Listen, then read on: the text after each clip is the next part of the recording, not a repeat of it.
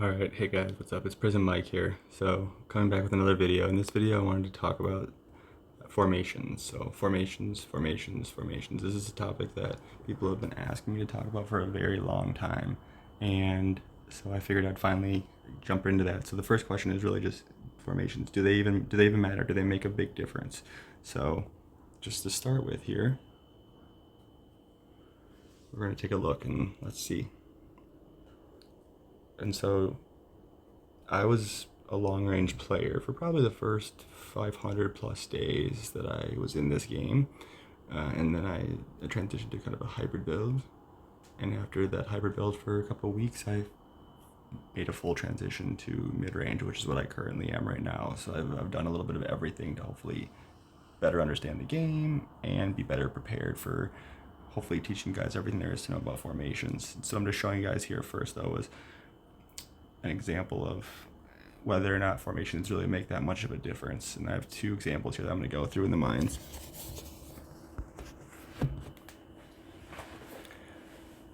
And so while we watch this, I decided that I was going to come up with basically a series of formation videos that's going to build upon the prior videos, and the complexity of the videos is going to increase with each topic to make sure that I can cover everything there is to know about formations. And I'm going to make these videos in a specific order that will build on and kind of serve as a framework for the next topics. And so make sure that you're watching these videos in order, because I'm going to be defining certain things that I'll then refer to for future videos. And I also, when I describe or explain some topic in detail, I'm going to just assume then that you understand that in future videos also. And this is one of the ways I'm hoping to be more efficient with the video content and to cut back on re-explaining things over and over again, or having these videos be even longer than they already tend to be. I don't want to waste your guys' time, but I also don't want to take away the good, important content. And anytime I make a statement, I try to always give you guys the data, the objective evidence in video form or whatever it may be, so you can see for yourself, because I don't want to pretend that I know everything. I'm still trying to figure things out, same as anybody else. We don't get any guidance from Camel, obviously. So we're all just kind of figuring this stuff out. And so I like to give you guys all the information too. So maybe you'll have a different conclusion than I did, but if not, at least you can see the information yourself too, that I'm drawing my conclusions off of. And so what I'm just showing this first video here was basically that all I did was change formations. I didn't change my stats. The opponent didn't change their stats at all. And then this was kind of the ultimate end result that you saw the differences. So another example here, I'm going to show one more to hopefully help explain and convince you guys about formations and why they do matter. So just showing you in the stats.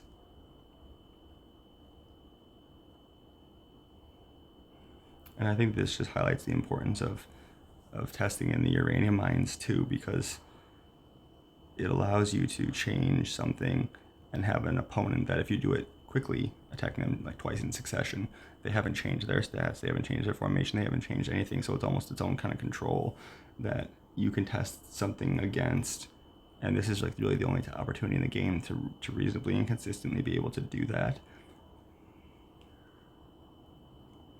And so the goal with these videos is really going to be, I want to provide this framework for you guys. So because people ask for formation information and videos to give them formations and stuff, but the reality is that it's so complex. There's so many different interactions and things that it's very so significantly, it's just so nuanced from player to player and situation to situation that it's kind of impossible to give a completely correct formation in any given setting. So the goal is really to give you guys a framework and expand upon that with more information, so that you guys will be able to, over the course of these videos, do exactly what I'm doing here and that you're seeing, which is be able to look at a battle, a situation, figure out what's going on, and then determine how to win and how to change your formation to give you the best advantage and the best chance to do so. It's more than just buffing up your stats or expanding your fleet. Like, that doesn't teach you actually anything about how to win or be more effective.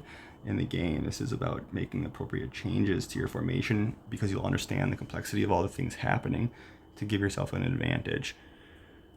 And so that's what I'm trying to show here with just these videos, is that hopefully through a series of videos that I'm going to give you guys, you'll be able to, if you have a fight against a strong opponent, similar strength opponent you lose, you can figure out relatively quickly what to change, and it will make a significant impact on the outcome, and a significantly positive impact on the outcome for you to be much more successful.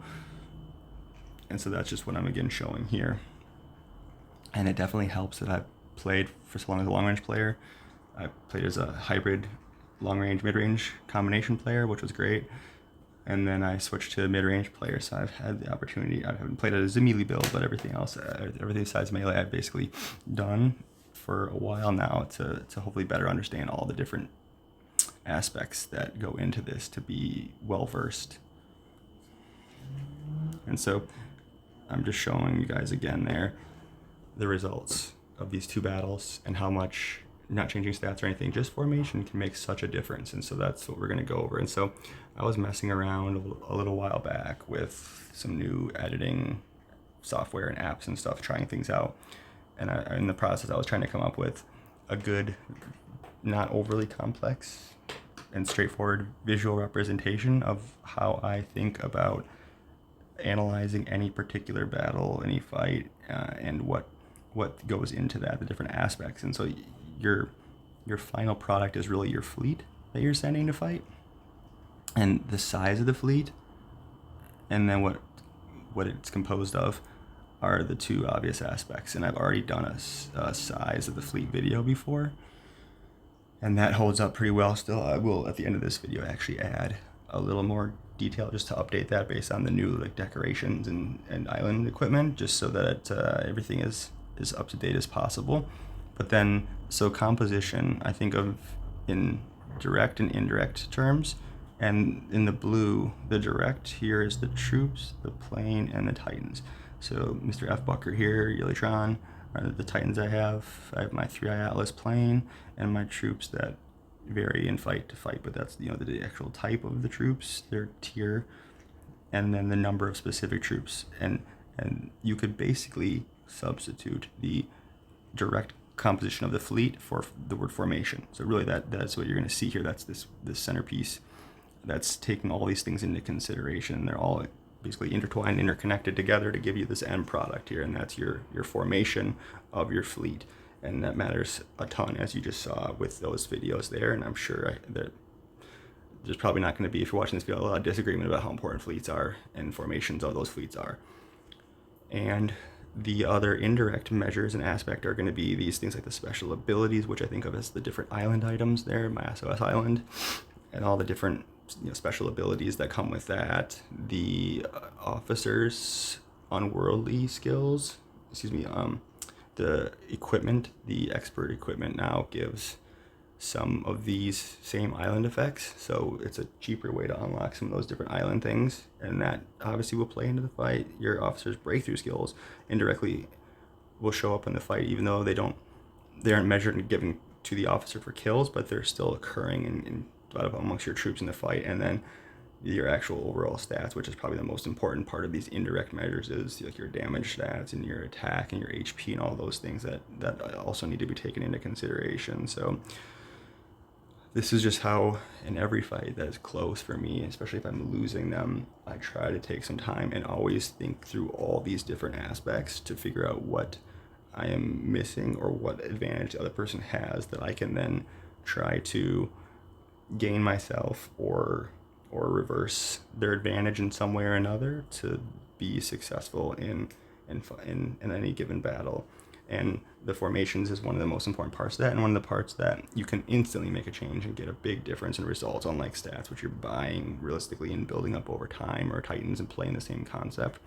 But the formations is one of those things that, when done correctly, can make a significant difference and impact in a very short time period. But I think this also does highlight the complexity of all of that, and why I need to hopefully basically do a series of videos that builds on that framework to expand upon all this information and what's happening at different parts of it, to give you guys a really good chance of hopefully also then being successful, like you saw from those videos where I was able to look at things and change a relatively small aspect of a formation even, and have a pretty significant improvement in outcomes. And so it's like the old adage, which was in the thumbnail, the whole, if you give a zombie a fish, he eats for a day or a meal. But if you teach a zombie to fish, then he can eat for a lifetime. And so that's kind of the ridiculous version of this, but the concept I'm trying to instill in people is that learning how to do this stuff yourself for the long term will be much more beneficial than me just giving you fleets, which I will do throughout these videos, but then being able to take those and apply them to your situation, understand what's going on, and improve upon them for the long term is going to be much more beneficial for you than me just giving you, without any explanation, simple fleets to try to use. So that's what's going to be coming in the upcoming videos here for sure. I did just want to, and in those videos, I'm going to break down like the different type of troops, what they do, why, where to put them, what happens in the first 10 seconds of battle that's so crucial, and why you need to prepare accordingly for that, because that really can determine the entire course of a fight, especially if it's a battle between two similar opponents. And I'll talk about things about long range versus long range versus the dreaded mid-range versus mid-range, single, 1 versus 1, group attacks. I'll cover everything coming up in videos here to really try to give you guys more information than you could ever possibly want or need, but that's the way it is, right? So I think the last thing that I wanted to just add in this particular video briefly was just the update with the new decoration stuff here. So there's, let's see here, there's these camels, not stupid, they know how to make money, and I think they realized that the island items were probably not making as much money as they used to, because I think a lot of whales have probably already bought all those, or are maybe spending more responsibly on them now, I guess, since there's so much other stuff to buy, and players like myself or moderate spenders are just not wasting their money on these island items. So what they've really done is they've basically rebranded these guards, these robotic peacock dragon creatures and mythological creatures here, as they're essentially island items that they've now put in a shiny ornament form for a decoration to your city. And I think a lot of people were intrigued by this and have been kind of putting money into these. And so it's worth just mentioning that as you do level them up, and then you get to the last 3 options, you'll get a 2,000 cross nation expansion, a 2,000 non-cross nation, just 2,000, and then 3,000 just regular, along with 5% HP. And then this one, it's the same concept, the 2,000, and then attack instead of HP for all troops. But just understand, like, the reason I compare these to island items is because of the cost for the benefits. So not only do you have to actually get these to activate it, you have to level it up, get to phase 3, and then when you're in phase 3, you need to use these dazzling rainbow tie-dye paint sprays to then actually unlock these next dazzling features. And this one in particular, you also have to get 5 of these little things here, and those can only be obtained from the brutal drag racing, which is already an expensive event, and you don't just get them for participating. You have to place, I don't remember, I think it's like top 10 or something. I looked a while ago. I don't remember off the top of my head, honestly. It's been so long since I've done one of those events, but I did look, and it looked like, again, Camel Smart, the people are spending a ton of money on that event now, again, to try to place high enough to get these. So it is very, very, very expensive. Like, I think people are spending many thousands of dollars, like way more than just the island items, to level these up. Although you do have to spend $500 each time you get an item for the island, and then you need multiple to level it up, so it's probably about the same. But it's very expensive. So this is coming from somebody who's a moderate spender. So I'm in the thousands nations. I'm C39, got 14 officer BP.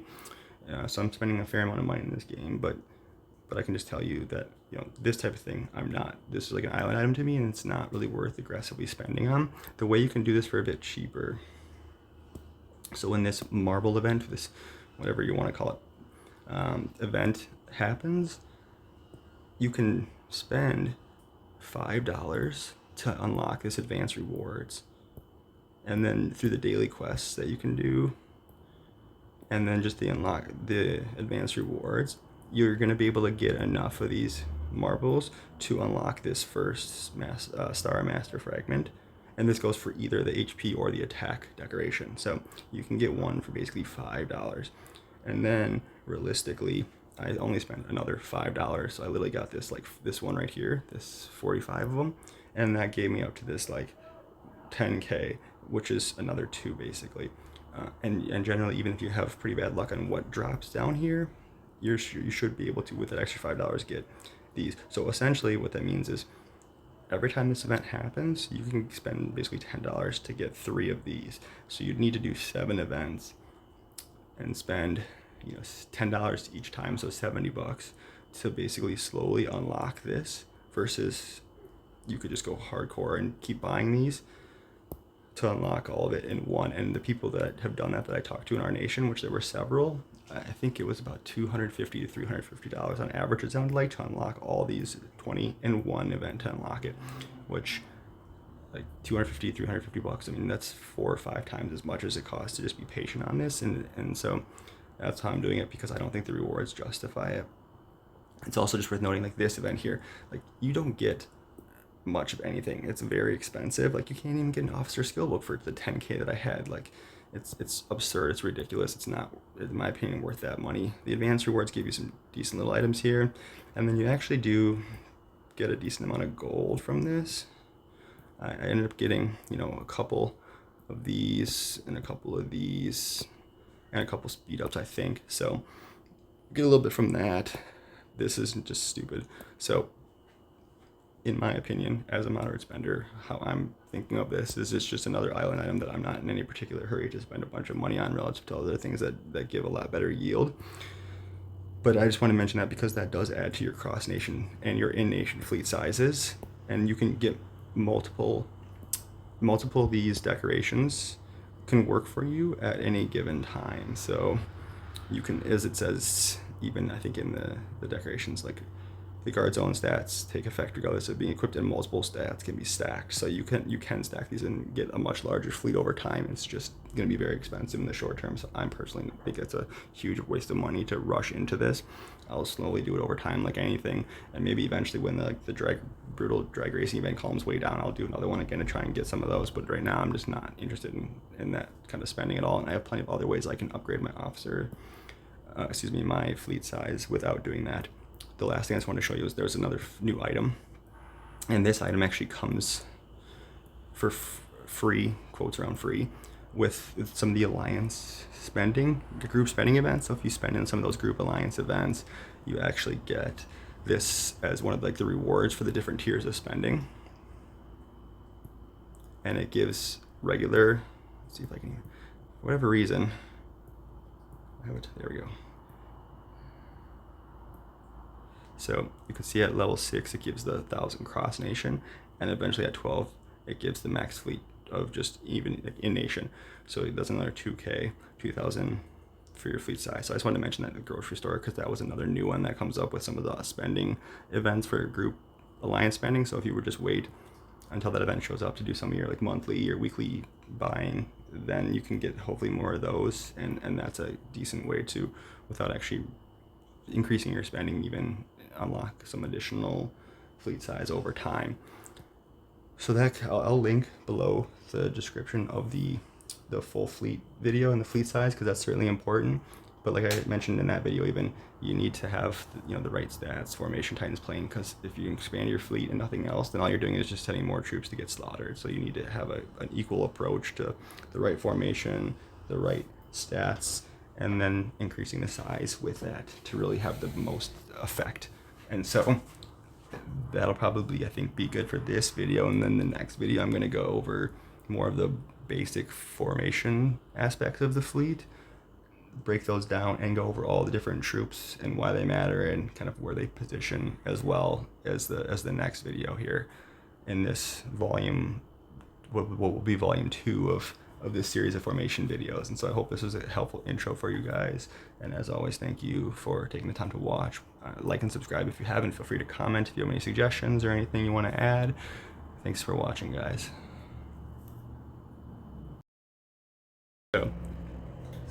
So one other thing here, I was hoping to add this into the middle of the video because I've been messing around with some video editing software, and I was hoping to try it out and see how it would work.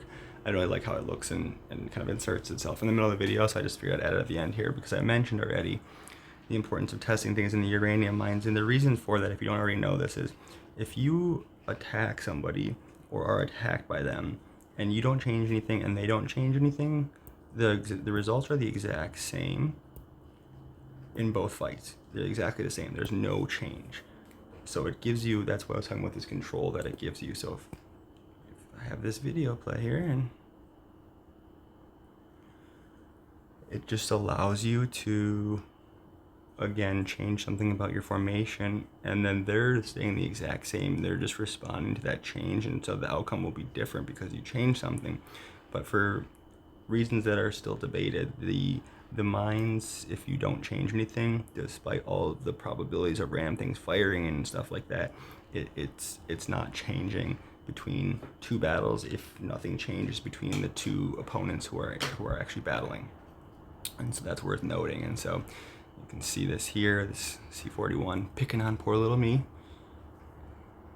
Okay, so that was the plundering one, and then you can see he sees the uranium mine, the exact same troop losses, and it's the exact same battle.